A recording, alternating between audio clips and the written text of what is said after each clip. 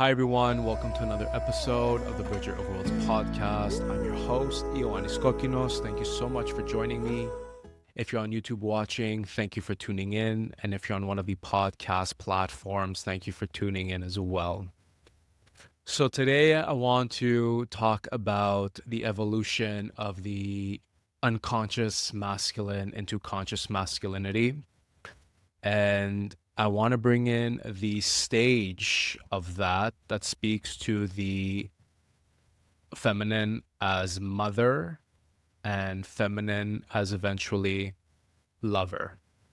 So this is from the archetypal perspective. This is from the symbolic perspective, because the first contact that we have, let's say, with the divine feminine is our own mortal mother, right? So we all have a divine feminine mother. We are all children of the great mother, and the great mother comes in many faces and expressions throughout the world, throughout cultures, throughout religions, throughout cosmologies, right?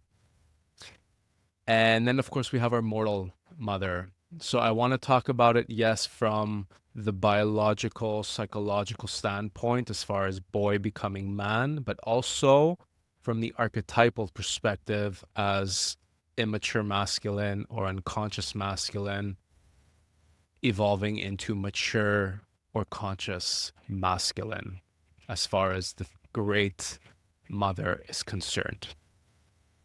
So we do have a tough job as men.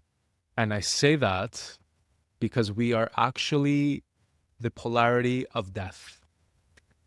When we bring in the masculine and feminine into the conversation, and we're not talking about light and dark, feminine and masculine, because both are life and death. Light masculine, light feminine are life, dark masculine, dark feminine are death. But when we are talking solely about feminine and masculine, feminine births and the masculine kills. I know that's loaded. I know that's heavy, but let's unpack this because, again, I'm talking about it from the polarity standpoint.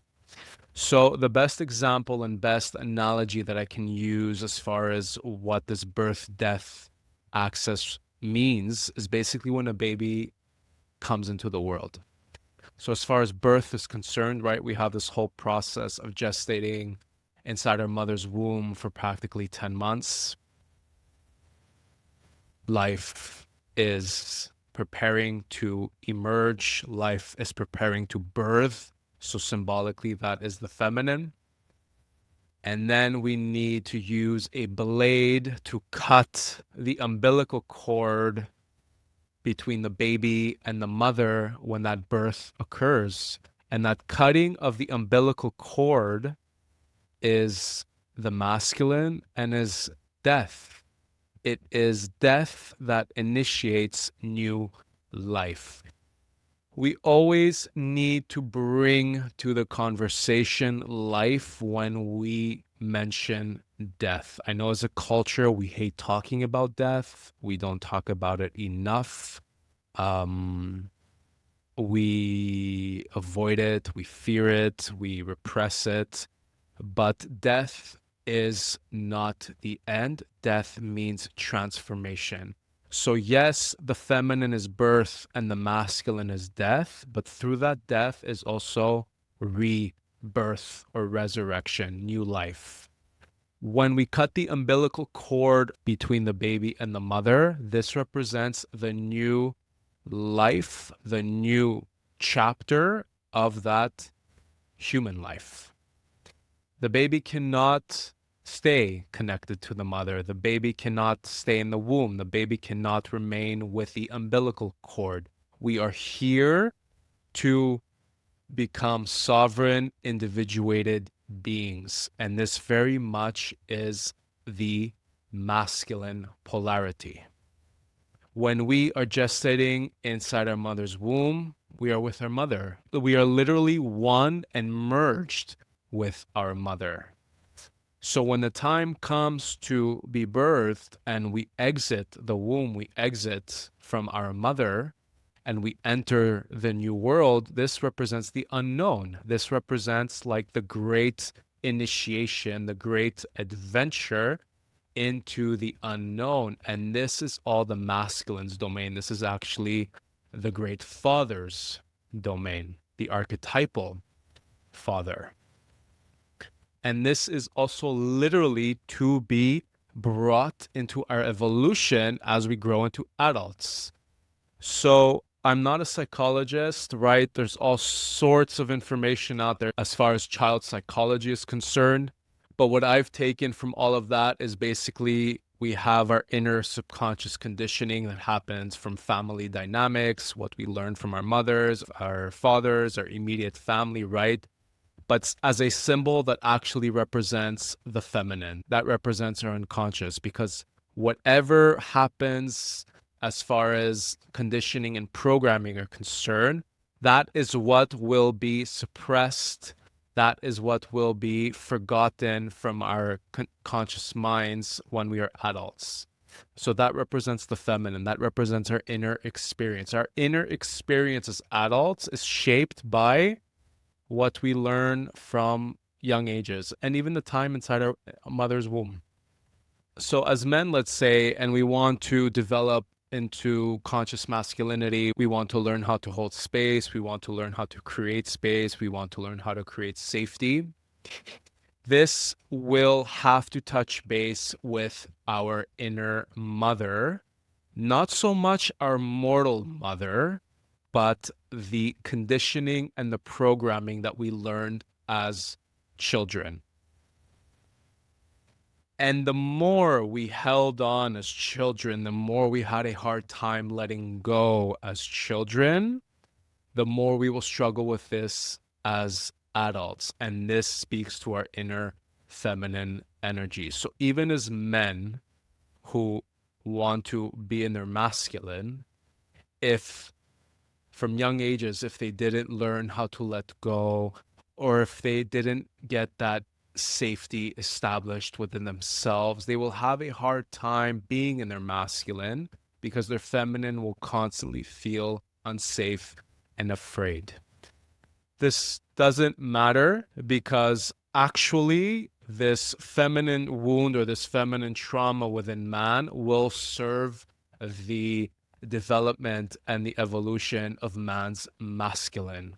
And as man's masculine evolves and develops and becomes more conscious and present, that will in turn serve his feminine. His feminine will feel more safe. His feminine will be able to let go, will be able to surrender more easily and freely because there's inner trust, right? We need to establish trust within ourselves, and we can also, of course, relate that to the masculine and feminine within us. The feminine in us needs to be able to trust the masculine within us because the masculine is to provide safety and the feminine is to surrender, is to let go, and that safety is established. But here's the kicker. The masculine also takes action in order to end life, right? So symbolically, at some point, we all need to use that blade once again in order to cut certain cords, in order to cut certain umbilical cords. So we obviously have a literal umbilical cord when we are born from inside our mother's womb, but then we have cords in life. We have situations, we have circumstances, we have people that we are corded to because we have not actually taken a certain action in order to sever this cord because we are afraid on some level of death. And that is the masculine. And it's interesting because back in the day, right, men were very easily able to embody this energy when they were hunters, when they were out in the woods, killing animals in order to feed their family. They were much more in tune with this wild man or dark masculine, which I talked about last week. This blade is phallic in nature, right? So last week I talked about the symbolism and the nature of the phallus. The phallus is actually a blade. And I know that's not an easy image or something we'd like to imagine, especially when we are moving through the creative erotic act. But that blade obviously is to be used with discernment and honor and reverence, because that blade is actually meant to cut away old life. So last week I talked about the phallus that creates space in order to clear old life so the seed can be planted for new life. We can apply the same symbolism to the blade, right? So the blade cuts old life, which is necessary, because if old life is taking up space, new life cannot come in. So we need to use the blade, we need to embody the energy of death in order to cut away old life. And this can be very scary, especially as men who really want to feel in tune with their masculine polarity. Yes, the masculine is the space holder. Yes, the masculine is to provide safety. Yes, be the provider, be the defender. But the masculine also needs to learn how to wield his metaphorical sword, his metaphorical blade. He also has a staff, right? So all these phallic objects are phallic for a reason. They're long, hard, and erect because the masculine, first and foremost, is that stationary energy, the absolute, in order for the dance of life, the dance of feminine, and the movement to move around the stationary, right? So, like, even in the creative erotic act, the penis is erect, stationary, solid, right?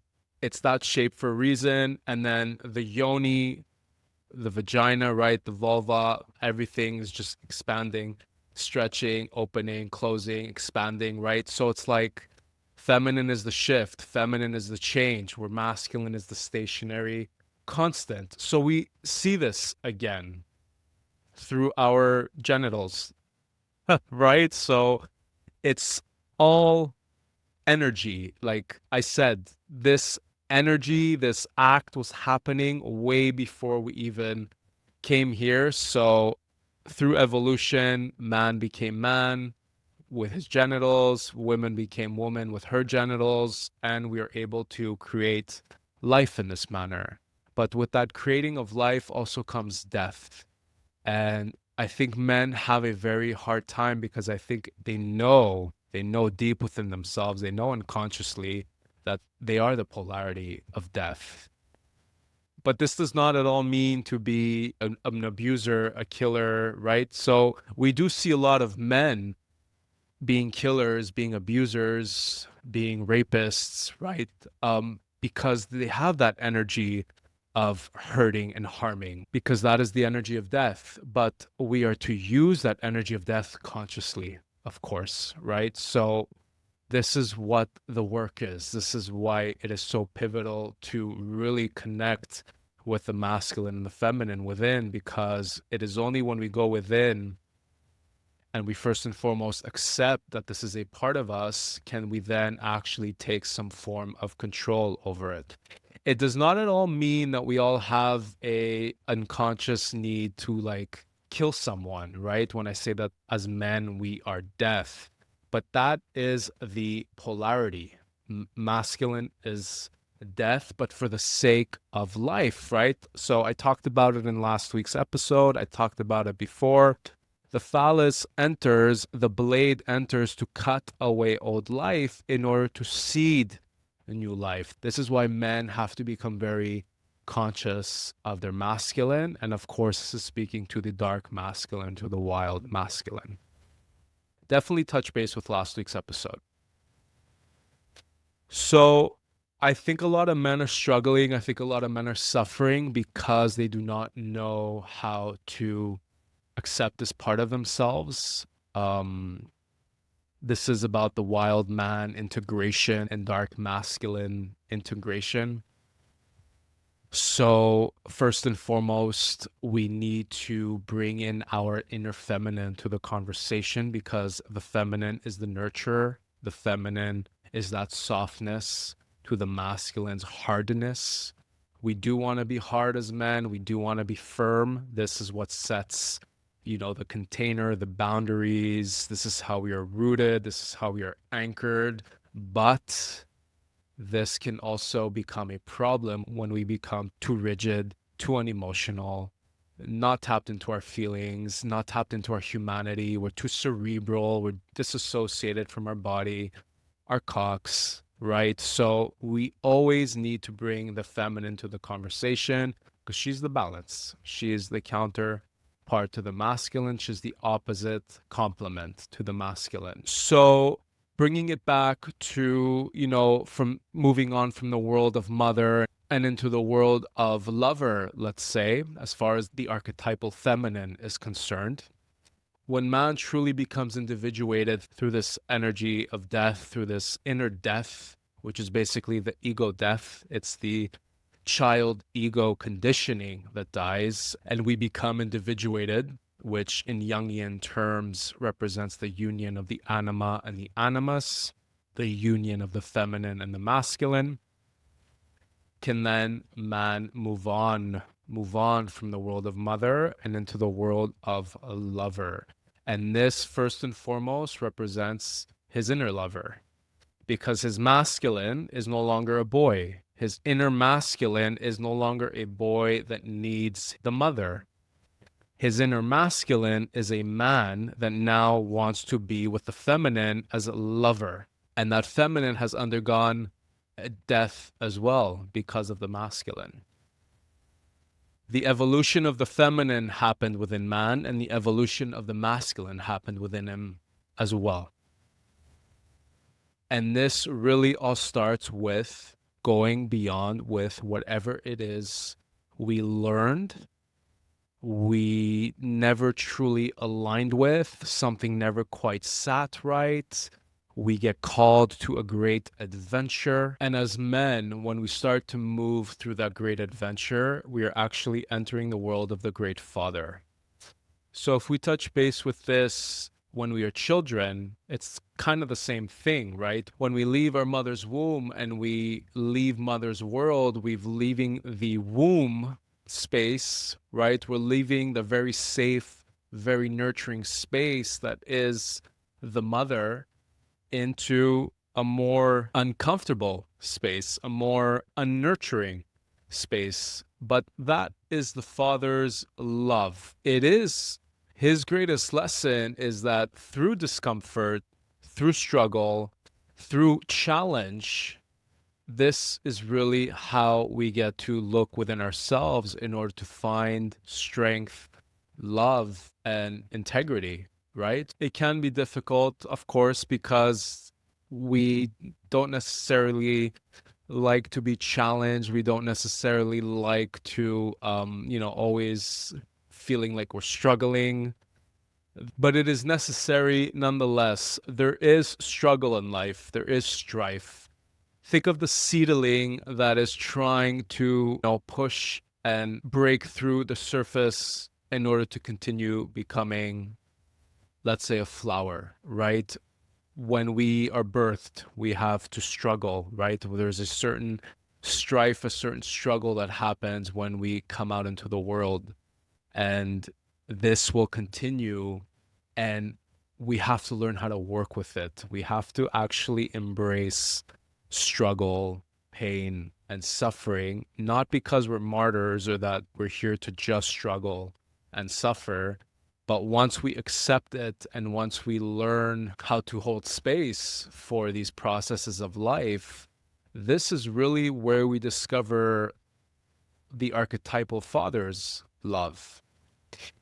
And as children, of course, we want and need our father's love as well, right? When we come into the world, this is the first person, ideally, other than our mother, that we get to meet, and that is meant to love us unconditionally. But we were not in our father's body. The father's a stranger almost, right? When we come into the world, we don't know who our father is. Whereas our mother, we were merged with her for practically 10 months. So we have to, in a sense, get to know our father in order to get that love, that bonding, that closeness. And he is actually meant to move with us through the unknown, which is opposite to our mother, Now, this is child psychology. This is like from the inner child perspective. But archetypally speaking, it's the same thing, because when we grow as men, we are to leave behind or heal or, decondition from our subconscious patterning. We are to make our unconscious conscious. And that also speaks to leaving behind the feminine as a symbol and moving into the masculine as a symbol. But we don't fully leave the feminine behind, because with the masculine comes the feminine. But it's no longer mother. It's no longer the unconscious. It's lover. It's feminine as a lover, because the feminine has undergone an evolution, as I already mentioned, along with the masculine. When we hold space for our inner experience, our emotional world, whatever we've denied, whatever we've rejected, this in turn serves our masculine. And because it serves our masculine, because our masculine is awakening, our masculine is developing, this will in turn serve the feminine. And this is how we actively use the blade. This is how we actively use the staff to let go, to cut, to sever, to clear away old life. This is how, symbolically speaking, the phallus erects.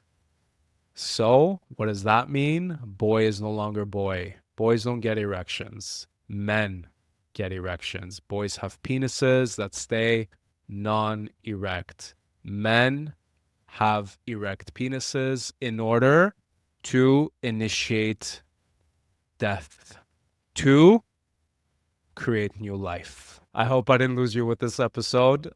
It's deep symbolism, it's poetry, it's metaphor.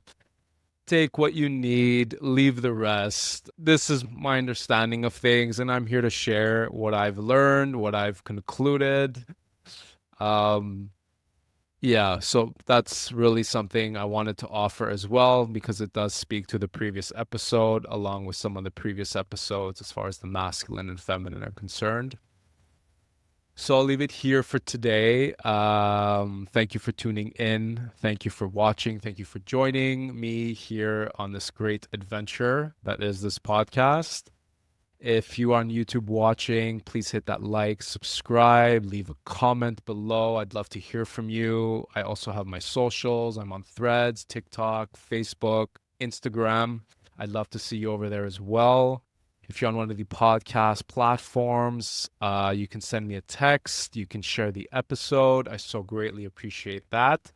I will be back next week with an all-new episode. As always, every Thursday, I am here. And please remember that you are the medicine and I am just the messenger. Thank you very much.